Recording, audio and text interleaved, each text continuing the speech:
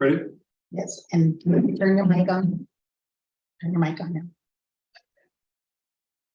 Order, City of Plymouth City Council special meeting, Wednesday, March 1st, 2023.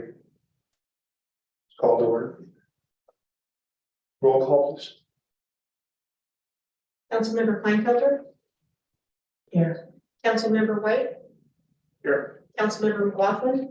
Here. Vice Mayor Sim. Here. And Mayor Ackerman is absent. Flag salute. Allegiance to the flag, United States of America.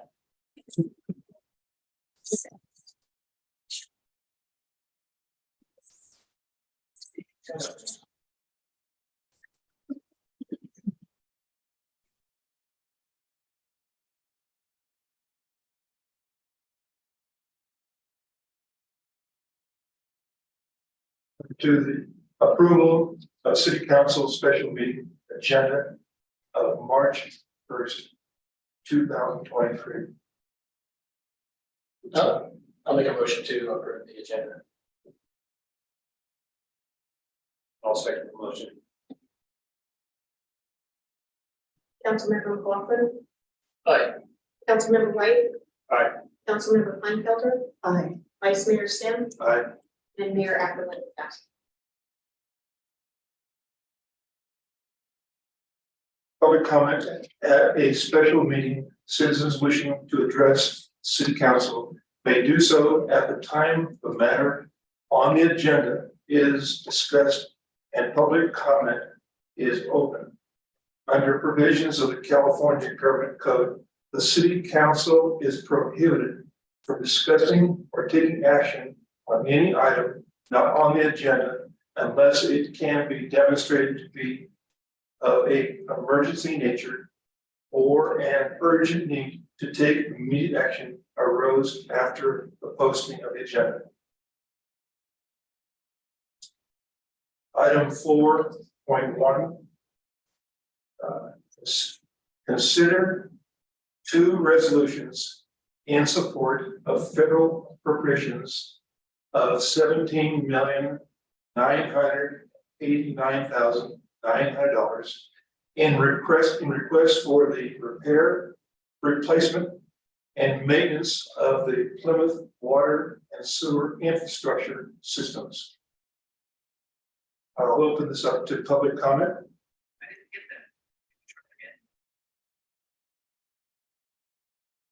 Anybody else? City Hall, is there anybody on? No comments? Mr. Wise? Councilor, so I don't know if this is appropriate, but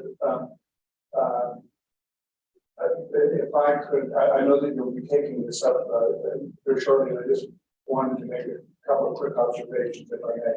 First and foremost, thank you, and thank Margaret and city staff here for expediting this entire procedure and doing this to try to meet a deadline for submission of this congressionally mandated appropriations request that is due by, you need to submit by the 3rd. So I'm really grateful for the opportunity that has been afforded for us to submit this. I don't think any of us are kidding ourselves. This is a big ask and it'll be a big lift. But on the other hand, this is a big need for the city. And to the extent that we can be proactive in trying to find alternative means of financing some of our fundamental infrastructural requirements, I think the reality is we just need to be in the game. The likelihood that we're going to get $17, almost $18 million, I think is slim, but I do think that it provides us with an opportunity to be recognized and acknowledged and work on somebody's radar screen that we have real needs in this community that has some real challenges. So this perhaps is like the first step in a long process. I would point out that the Amador County Board of Supervisors yesterday approved and adopted a similar request in support of this appropriations request. I also am aware that there is some concern and consideration that because these funds that we're seeking technically would come from within the USDA budget, that there is a formula-driven methodology within these types of funds for there to be some type of a matching grant. And if in fact we were to make application for this funding directly to those programmatic dollars within the agency, we would have to meet the strict requirements of those matching grants. This, however, is a congressionally mandated appropriations request. Congress retains the autonomy and the discretion to do what they may want to do with congressionally mandated dollars. Should Congress want to waive a matching request for funding for farmers, they have not only the means, but they also have the custom to do so in communities where there is a demonstrated need and really an inability to meet some of the parameters of those matching grants. We have slightly modified our appropriations request to acknowledge the fact that there is such a matching request out there, but we're asking for some innovative, creative ways of addressing this. I apologize if I'm exceeding the 3-minute limit, but so the language that we've added basically says the city is aware of some requirements associated with funding through the rural development program at USDA for matching grant funds for a local agency. As such, you will see that we have not addressed how we can meet these specific requirements. Quite simply, Plymouth is a small city of 1,000 people and without much financial capability. While the city is open to providing whatever financial matching funds we can, we're hoping that an innovative approach may be devised. As such, we would propose consideration may be given to allow us to use or to provide in-kind administrative and/or management services to meet some of these matching fund requirements. At the same time, we will continue to pursue funding at other areas like the state level to assist in solving the problems. So I think what we're trying to do is kind of finesse this question of the matching grant. We're telling them that we're more than happy to meet them in creative, innovative ways that we can within our means and our resources and our capabilities. But I think it opens up the opportunity for dialogue for them to say, maybe what we can do is waive this requirement, and it further establishes for us, I think, a methodology by which off record we could indicate to them that we could probably do this entire sewer and water replacement program in a multi-year basis if they would work with us, similar to what we're requesting in this appropriation request. And that, I just wanted to make those points because I know this matching fund question is a concern. It's a concern for all of us. And quite frankly, we just don't have the means to meet the matching requirements for almost an $18 million appropriation request. Thank you.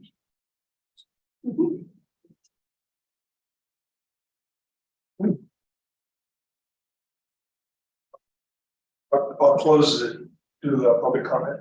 And I'll open it to council discussion. Mike, you want to start? Sure, I'll start. Thank you, Mr. Vice Mayor. First of all, Ms. Roberts and Mr. Wise, thank you so much for the work that you've done in getting us to this such a short turnaround time. This really affords us in our community a tremendous opportunity and really starting to move the needle forward. I just have a couple of comments just for clarification in the documents themselves overall, and then complete support of our direction going forward. In both of the resolutions, it identifies the repair, replacement, and maintenance as part of the title, and then in the first paragraph it includes maintenance, but in the third paragraph it does not. So just a varying degree of terminology, but I guess I would suggest or recommend that we drop maintenance, because we're not looking for maintenance dollars. We're looking to repair and replace existing infrastructure with hopefully brand new stuff that's not made of 90-year-old clay. Just again, not to be picky, I've done a few grants and just by goes to it in the application itself in the first section, item 2, that we need to include city managers, the title with Ms. Roberts' name. And then the employee identification number, the EIN, in number 8 is is missing, and I think that's important for determining verification in that first section. The last of, I guess, of my nitpickiness, if you will, is that in our narrative and describing the project, we identify pipes that are 60 years old, and in the resolution, we list them as 90. I think well, we want whatever it is to be true, but if the older is truer, then I say we go with that. So, I've asked Mr. Weiss to change everything to 90. beautiful. And my last point is more of a, I guess, part of the art, not the science of grants. At the very end of the project description, there's really a terrific statement that says that because our water and sewer lines run adjacent to each other, the threat of contamination or cross contamination from leakage from the sewer line into our water lines is a challenge. I would propose that, with a grant, we need to show the pain, because if there is no pain, there is no problem. And if there is no problem, why are we applying for a grant? I would say that at the very beginning in a brief summary of the project number 5, and then at the very beginning of the description of the project, we should have a small introductory paragraph that we're working to try to address a health and safety and environmental issue, potential like a cross contamination, or using the wording thereabouts so that we capture them in the very first words in any project description. Don't know if it would help, but I believe everything that helps, when they're looking at lots of different applications, the words, in this case, unfortunately, are all they have to go on. So with that, I love what you brought forth. I'm in complete support of moving forward, and thank you for the work that you've done. Thank you, Mike. Keith, would you like to? I'm in all the grants with everything that has been said. I do truly believe that it is it's a long shot, but sometimes long shots work. So it doesn't hurt that. I appreciate all the time that was spent on this right now. But yeah, let's go ahead and throw that long bomb. 3-pointer, Keith. Yeah, 3-pointer, yeah. Ready?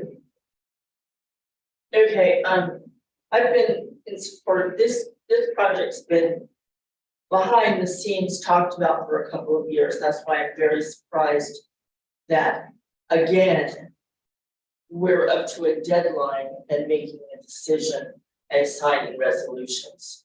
This is not the normal. I want to answer what I think. I want to answer Mike, what I think the first paragraph of the resolution says.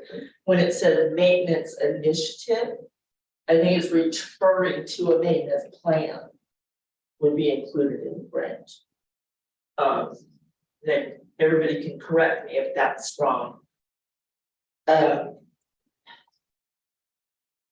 been the girl that said policy and procedure for 4 years now, and I love this community, and yes, $17 million is a giant ask. The matching funds, which could be up to 25%, is a huge ask, which could kill it right away.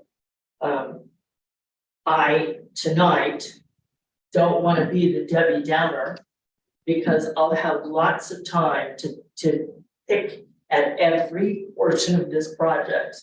So thank you.